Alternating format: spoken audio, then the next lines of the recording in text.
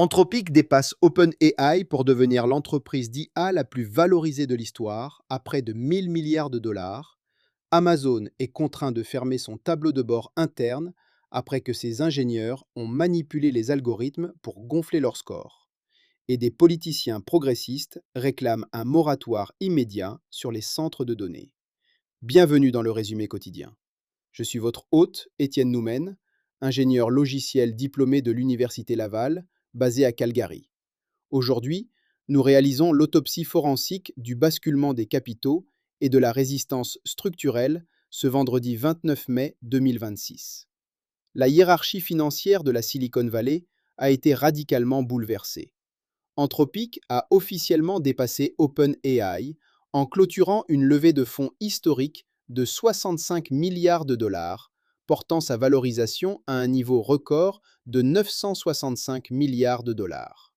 Ce bond en avant s'appuie sur un chiffre d'affaires annualisé de 47 milliards de dollars et le lancement immédiat de Claude Opus 4,8 qui surclasse ses rivaux sur les principaux tests de codage et d'analyse financière. Mais alors que le capital s'empare de la frontière technologique, l'infrastructure des entreprises se fracture sous le poids d'une optimisation mal maîtrisée.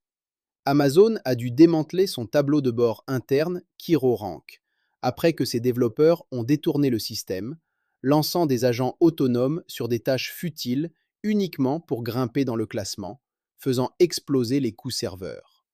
Cette crise interne fait écho aux révélations d'un consultant dont le client a accidentellement dépensé près d'un demi-milliard de dollars en un seul mois, faute d'avoir plafonné les licences d'IA de ses salariés. Mais avant de plonger dans les données, j'ai une brève requête stratégique. Les algorithmes de l'application que vous utilisez en ce moment dictent l'information qui parvient jusqu'à vous. Pour vous assurer de ne jamais manquer nos analyses les plus critiques, veuillez cliquer sur Suivre ou vous abonner à la chaîne Dejamga Mind sur Apple Podcast pour toujours écouter complètement sans publicité. C'est une action gratuite d'une seconde, mais c'est le moyen le plus direct de nous aider à développer cette recherche indépendante. Démêlons ensemble cette journée.